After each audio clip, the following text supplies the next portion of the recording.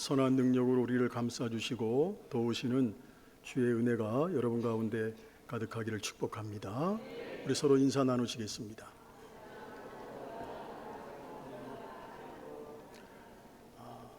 기도의 부흥, 말씀의 부흥, 섬김의 부흥, 선교의 부흥, 진천과 한국과 세계를 예수마을로 만들어가는 교회. 아멘. 히타 꺼도 되겠습니까? 히타 좀 꺼주실래요? 밑에 바닥을 틀어놨기 때문에 괜찮을 겁니다. 예.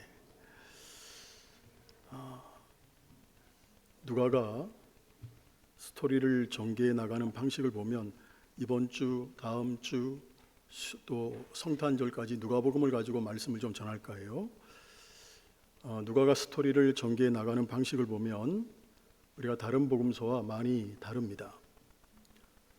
예수님께서 시험을 받으시는 내용까지는 크게 다르질 않아요. 대개 성서 주해자들은 예수님께서 세례를 받으시고 시험을 받으시는 일을 일종의 통관 의례로 생각합니다. 그러니까 메시아로 등장하기 위해서 하나의 의식을 치렀다는 관점으로 보고 있어요. 그래서 이후로 다른 복음서를 보게 되면 제자들을 부르시는 내용이 곧이어 나옵니다. 그리고 예수님께서 여러 병자들을 고치는 이야기를 또 다루고 있어요. 마태는 왕으로 오신 예수님을 이야기하고자 했습니다. 그래서 마태는 예수님께서 어떤 행보로 왕다운 모습으로 나갔느냐 거기에 관심을 가졌습니다. 그래서 제자들을 부르시는 이야기가 나오는 거죠. 마가도 마태와 크게 다르지 않습니다. 다만 마태보다는 조금 더 간결하게, 간결하게 이야기를 끌어갑니다. 끌어가면서 마가는 무엇보다 귀신을 내쫓는 것, 그러니까 이적적인 일에 관심을 가졌습니다. 아마 마가는 관점이 이방인들을 구원하러 오신 예수님, 구원자에 대해서 이야기하려고 하다 보니까 이적적인 것에 관심을 가진 것 같아요. 또 요한의 글쓰기는 다릅니다. 요한복음은 예수님의 신성을 주로 이야기합니다. 예수님의 신성을 주로 이야기하는 요한복음은 시작을 보게 되면 태초까지 쭉 끌어올립니다. 태초까지 끌어올려서 이야기하는 특색을 나타내고 있습니다. 그리고 모든 사건들을 예수님께서 따라합니다. 메시아. 자, 모든 사건들을 요한복음을 보게 되면 예수님께서 메시아가 되신다는 것과 연결하는 특징을 갖고 있습니다. 이렇듯 대개 다른 복음들은 예수님께서 제자들을 부르고 또 병자들을 고치고 이적을 행하는 일들과 연결이 돼요. 그런데 누가는 전혀 다릅니다. 어쩌면 예수님의 실패부터 다루고 있어요. 오늘 본문에서 나오는 예수님께서 자신의 고향에서 배척받는 이야기가 나오는데 예수님께서 배척받는 이야기가 바로 그거예요. 이것은 다른 복음서에서는 다루지 않아요. 어디에서만 누가복음에서만 독특하게 다루는 내용이에요. 사람들은 성공만을 좋은 귀감으로 여깁니다. 하지만 누가는 예수님께서 배척받으신 이야기를 먼저 들려주고 있어요. 예수님이 배척받는 이야기를 먼저 들려주므로 저와 여러분들도 우리도 얼마든지 배척받을 수가 있고 인생을 살아가면서 실패할 수 있다는 것을 인정하고 있다는 거예요. 자, 예수님도 그런데 우리는 더 말할 필요가 없다는 거죠. 이렇던 누가는 따라합니다. 지극히 인간적인 예수님. 그러니까 누가는 지극히 인간적인 예수님에 대해서 이야기하려고 하는 목적을 가지고 있다는 거예요. 물론 예수님의 인간됨을 우리가 본다고 해서 예수님께서 하나님이시고 독생자이시고 구세주라는 사실을 덮어두고 있다는 의미가 아니에요. 예수님의 인간적인 모습을 보여주는 이유는 뭐냐? 저와 여러분들이 가까이 갈 수 있는 분이라는 것을 강조하고 있는 거예요. 할렐루야. 이런 특징을 생각하면서 이렇게 실패 같은 이야기에서 우리가 생각해야 되는 것들은 뭘까? 그걸 점검을 해보도록 할게요. 먼저 실패 같은 이런 이야기에서 오히려 예수님은 복음의 핵심, 복음의 핵심에 대해서 말씀을 하고 있다는 거예요. 자, 예수님께서 시작하신 사역의 주된 방법이 뭔지 아세요? 사역의 주된 방법은 안식일 날 회당에 가셔가지고 말씀을 읽고 가르치는 거예요. 우리는 착각을 해요. 뭔가 대단한 일을 해야만 하나님의 일을 한다고 생각을 해요. 그렇게 생각을 하지만 예수님께서 초창기에 사용하신 방법이 뭡니까? 특별한 것이 아니에요. 가장 일반적인 방법이야. 회당에 가셔가지고 성경을 읽고 가르치는 거예요. 그래서 우리가 성경을 보게 되면 갈릴리 지방에서도 예수님이 다니시면서 회당에서 그렇게 하셨고, 예수님의 고향이 어디죠? 진천인가요? 청주인가요? 예수님의 고향이 되는 나사렛에서도 동일하게 하셨어요. 자, 다른 것들을 우리가 생각해 보기에 앞서 우리는 예수님께서 사용하신 이런 기본적인 방법들이 오늘날에도 정말로 중요하다는 점을 우리가 알아야 된다는 거예요. 우리는 주일이면 오늘처럼 교회 가서 하나님의 말씀을 듣습니다. 그런데 하나님의 말씀을 듣는 것을 가볍게 여겨서는 안 된다는 거예요. 예수님께서 당신의 사역에서 친히 직접 사용하신 방법이라는 점, 이걸 생각하고 오늘 저와 여러분들도 주일이면 예배 참여하고, 그리고 예배 중에서 하나님의 말씀을 듣는 것에 마음을 집중해야만 한다는 거예요. 그런데 오늘 본문에서 제가 이제 드리고 싶은 말씀이에요. 오늘 본문에서 우리가 특별히 집중해야 되는 것이 있어요. 그게 뭐냐? 예수님의 평범한 행보 가운데서 예수님이 읽으신 성경 본문이에요. 그리고 거기에 대한 짧은 언급이 있는데 이게 예사롭지가 않아요. 예수님께서 이사야의 글을 읽으셨어요. 자, 그 중에서도 이사야서 61장 1절로 2절 말씀인데, 오늘 본문 18절 19절은 이사야서 61장 1절 2절 말씀을 그대로 옮겨온 거예요. 자, 그러면 오늘 본문 18절 19절에 있는 말씀을 예수님이 읽으셨는데 한번 보겠습니다. 주의 성령이 내게 임하셨으니 이는 가난한 자에게 복음을 전하게 하시려고 내게 기름을 부으시고 나를 보내사 포로된 자에게 자유를, 눈먼 자에게 다시 보게 함을 전파하며 눌린 자를 자유롭게 하고 주의 은혜의 해를 전파하게 하려 하심이라 하였더라. 자, 이 말씀이 어디에 있는 말씀이라고? 구약 이사야서 61장에 있어요. 자, 우리는 예수님께서 이 구절을 일부러 택하셨다는 점에 관심을 가져야 됩니다. 자, 예수님께서 오늘 본문 17절이에요. 17절 말씀처럼 굳이 이렇게 기록된 데를 찾아서 예수님이 읽으셨어요. 일부러. 왜 예수님이 이걸 찾아서 읽으셨을까? 이유가 있어요. 이게 바로 복음의 핵심이기 때문이에요. 그렇다면 우리는 이 구절을 조금 상세하게 뜯어볼 필요가 있다는 거예요. 약속된 메시아가 오시면 그는 가난한 자에게 복음을 전할 것이라고 말씀하고 있습니다.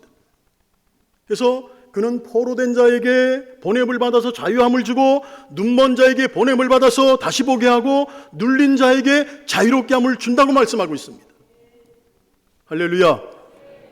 여기에 나오는 사람들은 가난한 자, 포로된 자, 눈먼 자, 눌린 자들이에요. 이들의 공통적인 특징이 뭡니까? 다 부족하고 연약한 사람들이에요. 가진 것이 없을 뿐 아니라 짓눌리고 압제당하는 사람들이에요. 더 구체적으로 얘기하면 자기 자신에게서는 어떤 희망도 찾아볼 수 없는, 좋은 것을 하나도 찾아볼 수 없는 사람들이에요. 메시아는 이런 자들에게 오신다는 것이 누구의 예언이에요? 이사야의 예언입니다. 그래서 이들을 대표하면 따라합니다. 가난한 자. 가난한 자라고 할 수 있어요. 즉 예수님은 가난한 자에게 오신다고 할 수 있습니다. 복음의 핵심은 따라합니다. 예수님께서 가난한 자들에게 오신다. 따라서 가난한 사람들은 예수님을 만날 것이고, 가난하지 아니하면 예수님 만날 수 없어요. 자, 그럼 조금 더 들어갈게요. 가난하다는 것이 뭘까? 가난하다는 것은 무엇을 이야기하는 걸까? 우리가 가난한 자의 특징을 한번 생각해 볼게요. 가난하다는 것은 다른 사람의 도움을 받지 않으면 살 수 없는 거예요. 우리나라가 6.25 때 전쟁을 치르고 너무 가난했어요. 그런 가난을 성실함으로, 부지런함으로 극복했습니다. 또 한편으로는 가난했던 그 시절에 미국을 중심으로 여러 우방들이 도왔기 때문에 가난을 극복할 수 있었어요. 이처럼 가난이라는 것은 스스로 극복할 수 있는 것이 아니에요. 그러니까 스스로 극복할 수 있다면 그건 가난한 것이 아닙니다. 나 스스로 극복할 수 없어서 다른 누군가의 도움이 절실한 것, 이게 가난한 거예요. 자, 예수님께서 가난한 자들에게 오셨다는 것은 인생 그 자체로는 아무런 소망이 없어요. 인생 그 자체로 보게 되면 아무런 소망이 없는 존재들인데 그들에게 따라합니다. 구세주로 오셨다는 것을 의미해요. 그래서 그들에게 살 수 있는 길이 열렸다는 거예요. 근데 문제는 뭐냐? 예수님께서 가난한 자들에게 오셨고 인생은 모두가 가난한 자들인데 자신이 가난한 줄 모르는 사람들이 있어요. 이 사람들이 결국 예수님을 만나지 못한다는 거예요. 그런 자를 성경에서는 뭐라고 표현하느냐? 부요한 자라고 말합니다. 이런 부요한 사람들의 대명사가 바리새인들이에요. 그 사람들은 실질적으로 부자들이 많았어요. 그런데 물질적인 부요 때문에 그들은 자신들이 가난한 사람이 되어야 한다는 점을 보지 못한 사람들이었습니다. 결국 어떻게 되었습니까? 복음을 받아들이지 못했어요. 더 나아가 복음을 배척했어요. 따라서 세상에서 가장 불쌍한 사람들은 자신이 갖고 있는 알량한 것, 그게 지식이 될 수 있습니다. 그게 명예가 될 수 있습니다. 그게 물질이 될 수 있습니다. 자신이 갖고 있는 그 알량한 것 때문에 그게 너무 크게 보여서 도움을 받지 않는 사람들이에요. 내가 갖고 있는 알량한 지식, 내가 갖고 있는 알량한 물질, 내가 갖고 있는 알량한 명예, 이게 너무 크게 보이는 거야. 자신이 갖고 있는 것이 얼마나 알량한가를 깨닫게 되면 그거 내려놓고 구세주의 도움을 받았을 텐데 그렇지 않다는 거예요. 오늘 본문은 이와 같이 복음의 핵심을 이야기합니다. 메시아는 가난한 자에게 오셨어요. 그래도 주님은 가난한 자들의 구세주예요. 또 한 가지가 있습니다. 바로 21절입니다. 21절 보게 되면 한번 띄워주세요. 이 글이 오늘 어떻게 되었다는 거예요? 너희 귀에 응하였느니라. 자, 정리합니다. 예수님께서 일부러 찾아서 읽으신 말씀이 복음의 핵심일 뿐 아니라 더 중요한 것은 그 말씀이 바로 그 자리에서 이루어졌다는 거예요. 즉 예수님께서는 이사야가 이야기하는 가난한 자들에게 오실 메시아는 나야, 바로 자신임을 분명히 하고 있다는 거예요. 이게 복음의 핵심이에요. 여러분, 예수님이 바로 그분입니다. 할렐루야. 여러분, 다른 복음 없습니다. 오직 예수님만이 복음이시고 예수님만이 가난한 자들에게 복음을 전하실 분이고 예수님만이 그들을 구원하시고 죄에서 해방시켜 주실 분이에요. 사실 우리는 본문을 통해서 17절, 18절만 읽어도 가슴이 터져야 돼요. 가난한 우리에게, 희망이 없던 우리에게, 죄 가운데 있던 우리에게 구원자가 오신다는 것보다 더 기쁜 소식이 어디 있겠어요? 여러분, 그리고 21절만 읽어도 감격해서 울어야 돼요. 약속된 메시아를 무작정 기다려야만 하는 것이 아니에요. 여러분, 이미 이 땅에 우리 가운데 오셨어요. 그러므로 이제는 기다릴 때가 아니라 그를 만나야 할 때입니다. 할렐루야. 복음이 뭡니까? 복음은 우리가 지금 그분을 만날 수 있다는 거예요. 이게 복음이에요. 그래서 그가 지금 우리를 해방시켜 주시고 우리의 눈물을 닦아주시고 눌린 것에서 자유하게 해주신다는 거예요. 이게 바로 복음이에요. 나사렛 회당에서 읽으신 이 주님의 음성은 이렇듯 주님을 만날 수 있는 말씀이었다는 거, 여러분들이 생각할 수 있기를 소망합니다. 자, 우리가 생각할 두 번째는 뭐냐? 우리가 여전히 부요한 마음을 가진 채로 살아간다는 거예요. 자, 본문은 그 예로 나사렛 동네 사람들을 이야기해요. 자, 나사렛 동네 사람들은 예수님을 가장 가까운 거리에서 본 사람들이에요. 그들 중 어떤 사람들은 예수님과 어린 시절을 같이 보냈을 거예요. 또 어떤 사람들은 예수님과 살이 직접 부딪히는 경험도 있었을 겁니다. 예수님의 육신의 아버지가 누구죠? 요셉이에요. 요셉을 따라서 예수님 어떤 일을 하셨어요? 목수일을 하셨어요. 사람들이 주문을 하게 되면 물건을 만들어서 주고받으면서 예수님과 손이 닿은 사람도 있을 거예요. 이렇게 예수님과 가장 가까운 거리에 있던 사람들이 나사렛 사람들입니다. 그렇다면 다른 사람들은 몰라도 그들만은 예수님 영접해야지. 근데 그게 아니었어요. 오늘 본문에서 보듯이 그들의 반응입니다. 22절 보겠습니다. 같이 읽어볼게요. 그들이 다 그를 증언하고 그 입으로 나오는 바 은혜로운 말에 놀랍게 여겨 이르되 이 사람이 요셉의 아들이 아니냐. 이게 무슨 의미죠? 지금 읽은 이사야의 말씀이 이루어졌다고? 근데 너 요셉의 아들 목수 아니야? 어떻게 네가 그런 말을 할 수 있냐? 이런 의미예요. 더 구체적으로 얘기하면 이사야의 말씀은 우리가 달게 받겠지만 그 말씀이 지금 이루어졌다고 하는 네 말은 건방진 말이야. 그런 말 하지 마라. 이런 의미예요. 여기서 우리가 정말로 생각해야 되는 점이 하나 있어요. 예수님과 얼마나 물리적으로 거리가 가까운가, 이게 중요한 것이 아니라는 겁니다. 예수님과 함께 살아온 나사렛 사람들은 예수님과 같은 동네에 살았지만 예수님을 알아보지 못했어요. 오히려 예수님이 하시는 말씀에 대해서 건방진 소리라고 생각했습니다. 그러므로 여러분, 물리적으로 얼마나 가까이에 있느냐, 이것이 중요한 것이 아니라 심리적으로 가까이 있어야 된다는 거예요. 심리적으로 가까이에 있는 것이 조금 전에 말씀드린 가난한 자가 되는 거예요.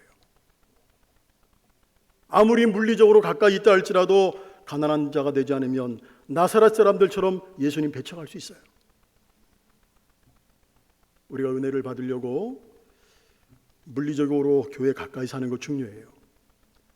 은혜를 받으려고 목사님 찾아와서 가르침을 받고 이야기하는 거 중요해요. 근데 정작 중요한 것은 마음이 가난한 자가 되어야 된다는 거예요.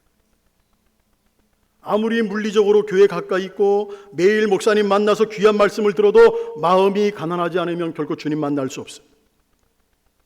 그렇다면 오늘 여러분 마음에 남아있는 부유한 것들이 뭔가요? 오늘 여러분 마음에 남아있는 부유한 것들이 뭔가요? 신앙생활이 너무 타성에 젖어 있어서 신앙에 대해서 줄줄 이야기할 수 있는 부유한 마음을 가지고 있습니까? 그래서 다른 사람들을 보면 왜 저러지? 왜 저렇게 모르지? 하는 생각이 들기까지 합니까? 중요한 것은 그런 생각을 하는 동안 마음의 부자가 되어 있지 않느냐 하는 점이에요. 마음의 부자가 되어버리면 주님 보지 못합니다. 그러므로 스스로 내가 되었다고 생각하는 것들이 있다면 주님 앞에 다 내려놓을 수 있기를 주님의 이름으로 축복합니다. 그 알량한 것이 주님 앞에 온전히 서는데 방해될 수 있거든요. 오히려 아무것도 가지지 않은 자신을 발견할 때까지 가치 없는 것들을 붙잡고 있는 욕심들을 내려놔야 된다는 거예요. 오늘 그러한 은혜가 있기를 주님의 이름으로 축원합니다. 마지막 하나 생각할 것, 가난한 자가 되는 자리에 서야 된다는 거예요. 예수님께서 부자의 마음을 가지고 있는 나사렛 사람들에게 가난한 마음의 표상으로 두 사람을 소개하고 있어요. 한 사람은 엘리야 시대 가부, 한 사람은 나만 장군이에요. 자, 극심한 흉년이 들었을 때 이스라엘 땅의 과부 그 한 사람만이 아니었을 거예요. 하지만 엘리야는 시돈에 있는 과부에게 보냄을 받아요. 그리고 그녀가 아들과 함께 마지막으로 떡을 해먹고 죽으려는 모습을 봤어요. 그래서 그 떡을 요구하는 거예요. 이 여인은 자신과 아들이 마지막으로 먹으려고 했던 음식이었지만 하나님의 사람에게 그걸 드립니다. 이것은 자신의 생명마저도 이미 하나님의 손에 있음을 고백하는 것과 똑같은 거예요. 이게 가난한 자의 모습이에요. 가난한 자는 자신이 가진 무엇 때문이 아니라 자신이 가진 것은 모두 누구의 것이기 때문에, 하나님의 것이기 때문에 언제라도 하나님께 드릴 각오가 되어 있는 겁니다. 가난한 마음이란 이렇게 자신의 생명까지 포함해서 하나님께 맡기는 모습이에요. 하나님은 그런 가난한 마음을 보시고 그 여인에게 흉년이 끝날 때까지 음식이 떨어지지 않게 하셨다는 사실, 우리는 인정해야 됩니다. 자, 나하만 장군 볼까요? 그는 이스라엘 사람이 아니에요. 근데 그가 엘리사를 찾았을 때 엘리사가 말합니다. 요단강에 가서 몸을 씻으라는 거예요. 나 자신은 유명한 장군인데 나와서 영접을 해야지. 영접하기는커녕 하인을 시켜가지고 요단강에서 몸을 씻으라고? 괘씸했어요. 화가 났어요.